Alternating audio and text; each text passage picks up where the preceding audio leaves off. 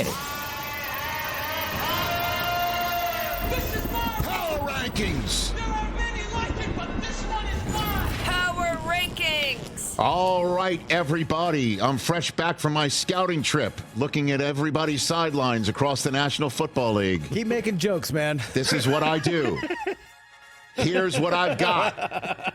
A power rankings list that begins at number 10 with a 5-3 team in the National Football League, and that is a team, no change. They were 10 last week. The Buffalo Bills are sitting there at 10. What? I still believe in Josh Allen. I still believe in this team. I like Leonard Fournette. Come in and see what he's going to do. Should be higher. And they are number 10 on this list at 5-3. I'm sticking with them. Their next game, Week 9 at Cincinnati, is going to be huge because look who is number 9 back on the list. The Cincinnati Bengals are sitting there at 9 at 4-3. I'd put them higher if their record was any better, because you could make a case that the way that that team played last week in San Francisco, getting better each and every week with everybody on that team looking exactly like the team that damn near won it all 2 years ago and made a run to win it all last year. You could make a case they could be number 1 on this list, but they're 4-3. I still need to see a little bit more. Can't wait to see what happens in this huge Week 9 game between teams 9 and 10 on my list. Number 8, up one spot, the Detroit Lions sitting there at 6-2. They're number 8. I love seeing Jahmyr Gibbs do what he's doing. I like seeing what the defense did. I like seeing them back. I despise the uniforms they wore, I'm not going to lie. The helmets looked like, was that Smith you put on our text chain, looked like something out of Any Given Sunday? Was that him? Or Any Given okay, Sunday. whatever. You know, Charlton Heston, the commissioner, says, I like that helmet. They're number 8 on this list. And above them at number 7 is the team that handed them one of their 2 losses.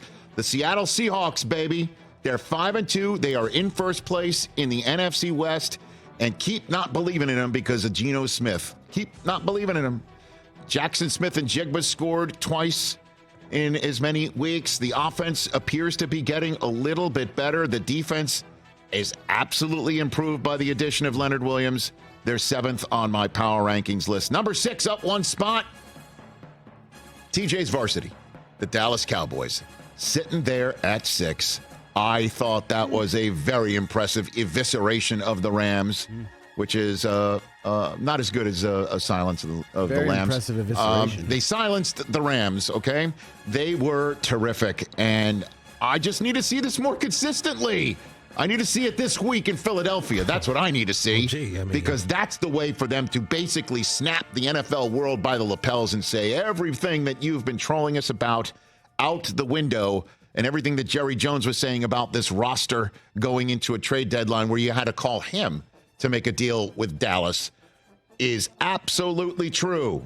Let's see what happens in Philadelphia. Another huge Week 9 game. Number 5 on this list, up one first time in the top 5, are your Jacksonville Jaguars. They are sitting there at 5 at 6-2 on their bye week. I appreciate that our crack staff using a photograph of Travis Etienne Jr. because this guy is one of the best running backs in this league, period. End of story, and absolutely is the offensive engine for this team. Trevor Lawrence, I get it. He's been playing better and better and better, even banged up.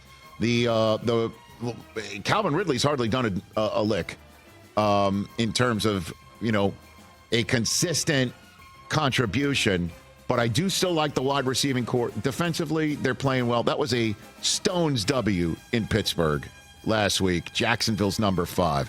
Number 4, I'm going to be seeing them in Germany. Up one spot, the Miami Dolphins.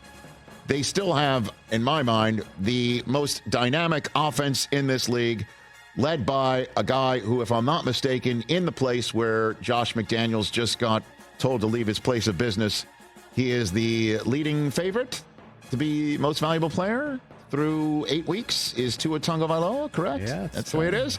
Okay, Tyreek Hill, your offensive player of the year candidate there. And defensively, they're getting better. Again, as I mentioned, Xavier Howard and Jalen Ramsey, it appears, will be on the same field healthy for the first time for Miami. Number 3, down 2 spots. I have your defending champion Kansas City Chiefs. They've been number 1 for the last couple of weeks, but I cannot keep them there.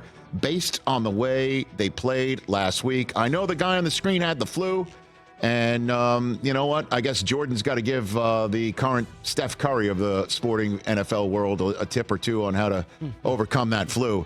But it's not all on Mahomes. He's still Mahomes. It's still Kelsey. It's still that defense. They're number 3 on this list.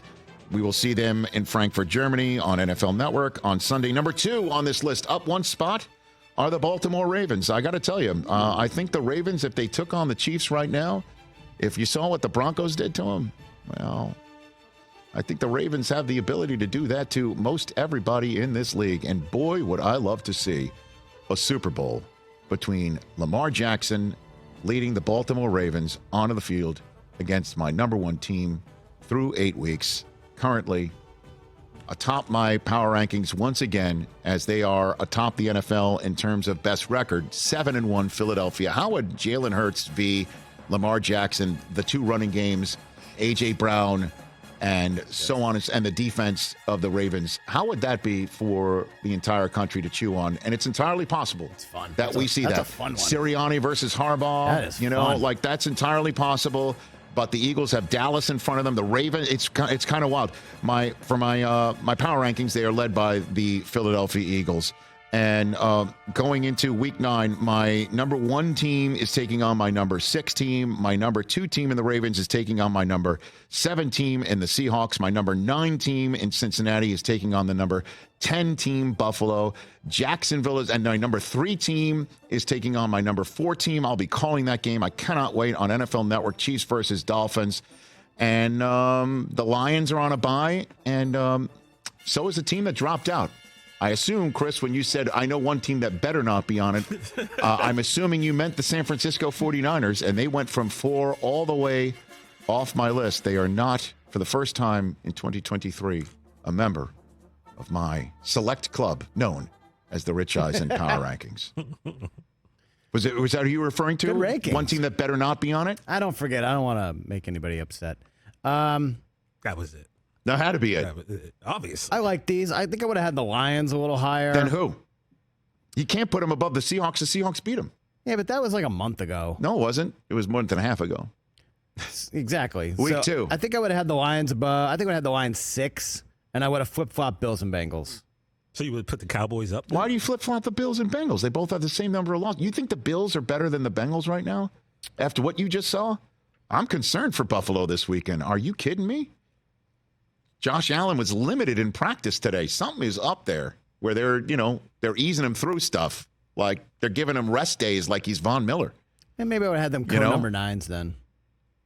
Number 9s. You know what, Chris? I don't slice the bread like that. I'm not a fence sitter. I have takes. There's an eye in Marconi. You know what I mean? I think I would have had I don't just give out that award Dolphins willy-nilly. Not to just anybody either. I have takes. Good ones, apparently. Even when I'm dressed as a banana on the streets of Southern California. As a banana.